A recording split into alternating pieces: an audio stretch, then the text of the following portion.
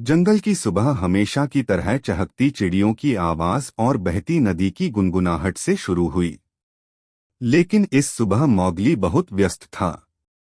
उसके चेहरे पर एक खास चमक थी, मानो वह कोई बड़ा राज छुपा रहा हो। बघीरा ने पास आकर पूछा, मौगली, आज सुबह सुबह इतना व्यस्त क्यों घूम रहा है? मौगली मुस्कुराकर बोला, बघीरा, तुम्हें पता है आज कौन सा दिन है? बघीरा ने थोड़ा सोचा और सिर हिलाया। नहीं, क्या आज कोई खास दिन है? मौगली ने धीरे से फुसफुसाकर कहा, आज हमारे प्यारे दोस्त बलू का जन्मदिन है और मैं चाहता हूं कि पूरा जंगल मिलकर उसके लिए एक सरप्राइज पार्टी करे। बघीरा की आंखें चमक उठीं। वाह, यह तो बहुत बढ़िया विचार है, मौगली। बलू ने हम सबके लिए बहुत कुछ किया है। अब समय है कि हम उसे खुशी दें। मौगली ने तुरंत काम बांट दिए। बघीरा को जिम्मेदारी मिली सब जानवरों को बुलाना। खुद मौगली ने सोचा, बलू को किसी तरह नदी किनारे घुमाने ले जाऊं ताकि सरप्राइज की तैयारी हो सके। काआ को काम मिला सजावट के लिए रंग बिरंगे फूल और बेले लाना। बंदरों को जिम्मेदारी दी गई पेड़ों पर झूलने वाले झंडे और पत्तों की झालर लगाना। तोता चिको को आदेश मिला जंगल में चारों ओर उड़कर सबको आमंत्रित करना।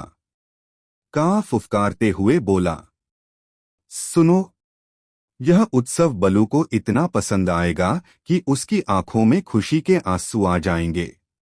बंदरों ने तालियां बजाईं और जोर जोर से चिल्लाए, हमारी बलू पार्टी, हमारी बलू पार्टी। पूरा जंगल खुशी से गूंज उठा। अब सबसे कठिन काम था बलू को सरप्राइज से दूर रखना। मौगली ने बलू से कहा, बलू, आज चलो मैं तुम्हें एक नई जगह दिखाता हूं। वहां शहद से भरा पेड़ है। बलू की आंखें चमक उठीं। ओह, शहद! तो देर किस बात की, चलो बेटा मौगली। बलू शहद के लालच में मौगली के साथ जंगल के दूर वाले हिस्से में चला गया। इधर पीछे सभी जानवर पूरी मेहनत से सजावट और तैयारियों में जुट गए।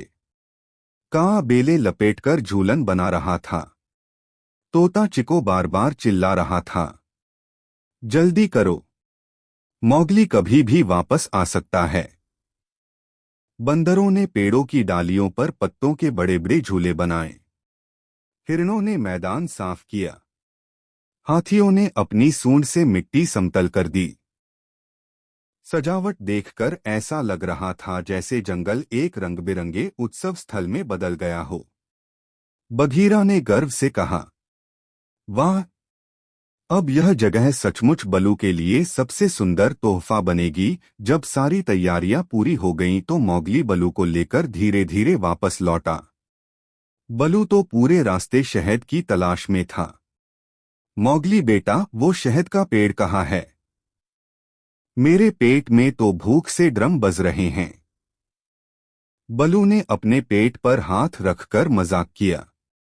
मौगली हंसते हुए बोला, बस बलू, थोड़ा और चलो, अब मजा आने ही वाला है। जैसे ही वे खुले मैदान में पहुंचे, सारे जानवर पेड़ों के पीछे छिपे खड़े थे। अचानक सबने मिलकर जोर से चिल्लाया, हैप्पी बर्थडे बलू। पूरा जंगल ताली और हंसी से गूंज उठा। बलू चौंक कर रुक गया। उसकी आंखें चौड़ी हो गईं और चेहरे पर हैरानी के साथ खुशी भी छलक पड़ी। अरे, ये सब मेरे लिए? बलू ने भावुक होकर कहा। अब असली मजा शुरू हुआ। बंदरों ने खेल रखा। पेड़ से पेड़ पर झूलते हुए उन्होंने कौन सबसे ऊंचा कूदेगा का खेल शुरू किया। मौगली भी उनके साथ शामिल हो गया और खूब हंसी ठिठोली होने लगी। तोते चिको का गाना। तोते ने अपनी मीठी आवाज में एक मजेदार गीत गाया। जंगल हमारा, दोस्ती प्यारा, बलू है सबसे दुलारा। सब जानवर तालियां बजाकर नाचने लगे। कां ने अपनी लंबी देह से गोल गोल घेरा बनाया और छोटे जानवरों को उसमें झूलने दिया। बच्चे हंसते खिलखिलाते रहे। मौगली ने खासतौर पर शहद, फलों और मेवों से बना एक जंगल केक तैयार किया था। उसके ऊपर केले की पतली परत और रंग-बिरंगे जंगली फूल सजाए गए थे। बलू ने जैसे ही केक देखा, उसकी आंखों में चमक आ गई। वाह! इससे स्वादिष्ट केक तो मैंने कभी सोचा भी नहीं था। सबने मिलकर गीत गाया। जन्मदिन मुबारक हो बलू, हमारे प्यारे दोस्त बलू। बलू ने मोमबत्ती की जगह फूल की पंखुड़ी बुझाई और फिर सबने मिलकर केक खाया। हर दोस्त ने बलू को कुछ न कुछ उपहार दिया। मौगली ने अपने हाथों से बनी लकड़ी की बांसुरी दी। बघीरा ने उसे शिकार से बचाने वाला मजबूत पंजे का कवच भेंट किया। कां ने चमकदार बेल की माला पहनाई। बंदरों ने रंग-बिरंगे फलों की टोकरी दी। हाथियों ने बलू के लिए बड़ा सा ठंडा जलाशय साफ कर दिया जिसमें वह आराम से नहा सके। बलू की आंखें नम हो गईं। उसने सबको गले लगाकर कहा, मैंने सोचा था कि मैं बस एक साधारण भालू हूं, लेकिन तुम सबने मुझे इतना खास बना दिया। सचमुच दोस्ती सबसे बड़ा उपहार है। शाम को जब चांद निकल आया, मौगली बलू के पास बैठा और बोला, बलू तुम हमेशा हमें सिखाते हो कि जीवन में खुशी बांटनी चाहिए। आज हमने भी तुमसे यही सीखा कि दोस्ती ही सबसे बड़ी ताकत है। बलू ने मुस्कुराकर जवाब दिया, बिल्कुल मौगली बेटा। जो साथ मिलकर रहते हैं, वे कभी अकेले नहीं हारते। उस दिन पूरा जंगल घंटों तक गाता नाचता रहा।